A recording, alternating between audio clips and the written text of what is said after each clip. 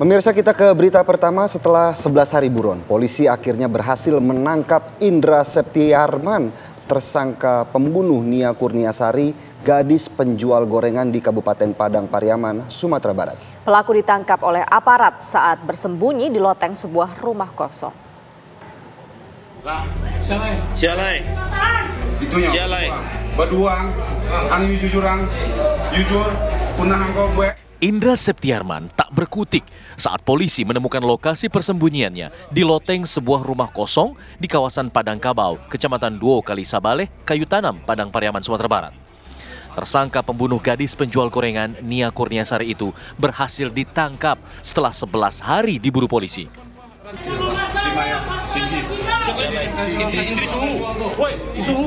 Tinggi nama orang Jawa.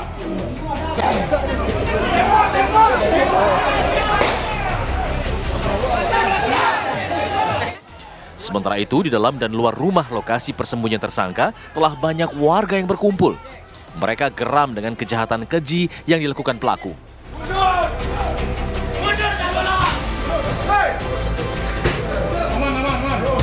Kapolres Padang Pariaman AKBP Ahmad Faisal Amir memastikan Indra Septiarman adalah pelaku utama pemerkosaan dan pembunuhan terhadap Nia Kurniasari.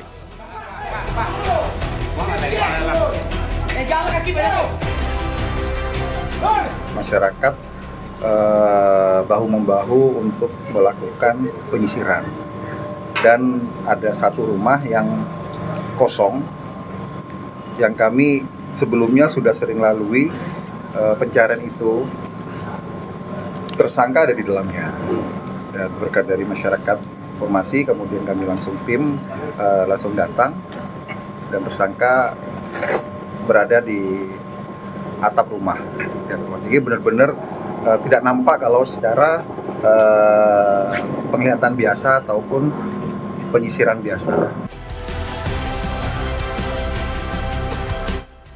Hingga kini polisi masih melakukan pemeriksaan intensif untuk menggali motif tersangka membunuh korban.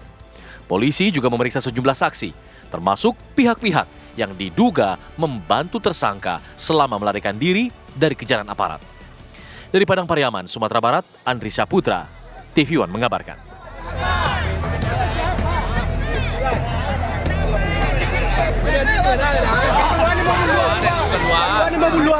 Siap. Pemirsa, penangkapan Indra Septiarman bisa dibilang merupakan sebuah kebetulan. Kepala Desa Wali Korong Pasal Gombang, Desi Novita, bahkan menceritakan penggerbekan bermula dari sejumlah pemuda yang sedang berpatroli sambil siaran langsung via Facebook. Bahkan mereka bercanda memanggil-manggil nama Indra sambil menawarkan makanan.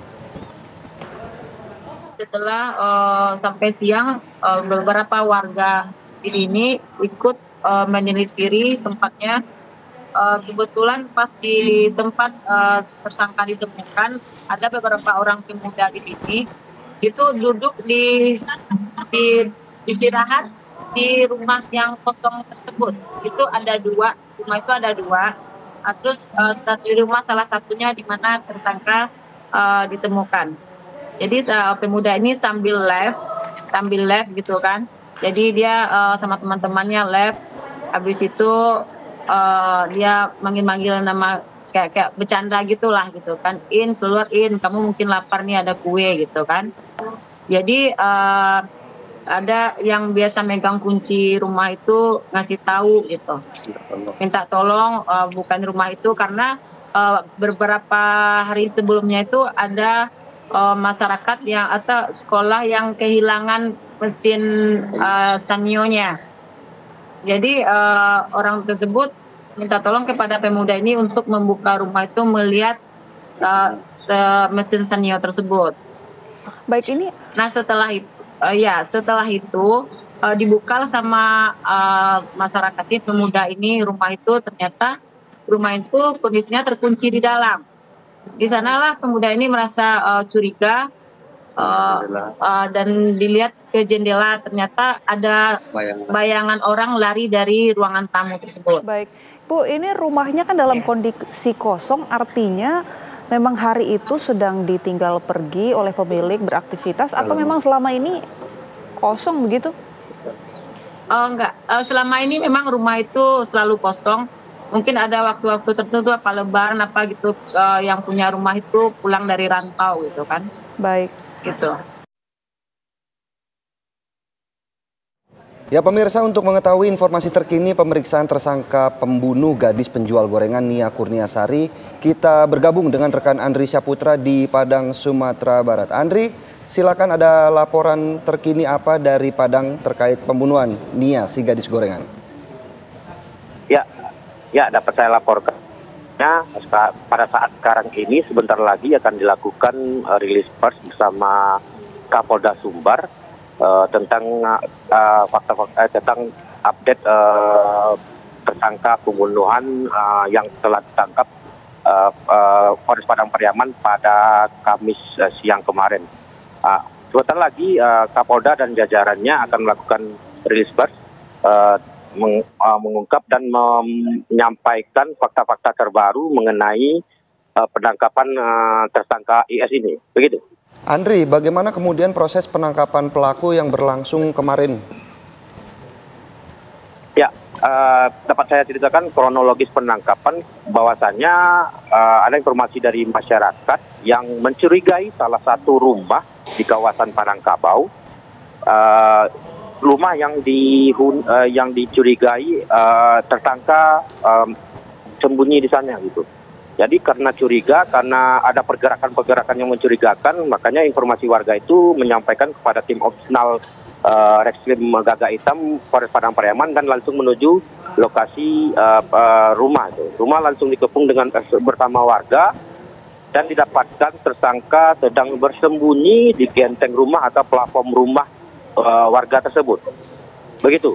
Andri, dari penangkapan polisi ini apakah ada indikasi bahwa ada pihak-pihak yang mungkin membantu pelaku untuk bersembunyi di rumah kosong itu, Andri? Ya, sejauh ini pengembangan yang dilakukan, penyidikan yang dilakukan oleh Polres Padang Pariaman, bahwasannya untuk saat ini pengakuan dari dari tersangka sendiri itu dia baru dia saja yang melakukan gitu. Belum ada fakta-fakta baru yang akan mengatakan bahwasanya tersangka dibantu oleh orang-orang yang atau teman-temannya, begitu. Andri, kalau dari gambar yang kita lihat saat ini memang rumah dari tempat persembunyian pelaku ini kosong. Apakah pemiliknya memang warga sekitar dan apa motif yang dilakukan oleh pelaku? Ya, rumah tersebut adalah merupakan rumah kosong yang penghuninya itu merantau di Jakarta gitu. Sedangkan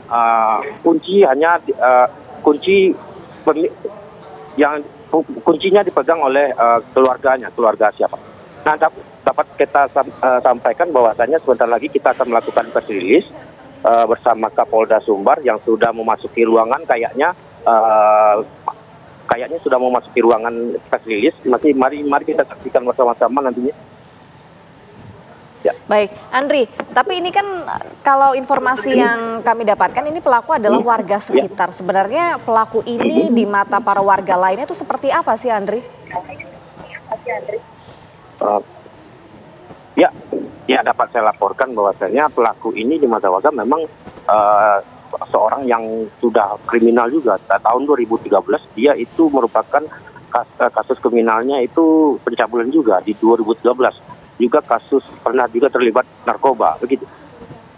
Baik, terima kasih Andri Syaputra atas laporannya dari Padang, Sumatera Barat yang sebentar lagi juga akan menggelar konferensi pers yang akan dilakukan oleh pihak Kapolda dan Polres, begitu ya.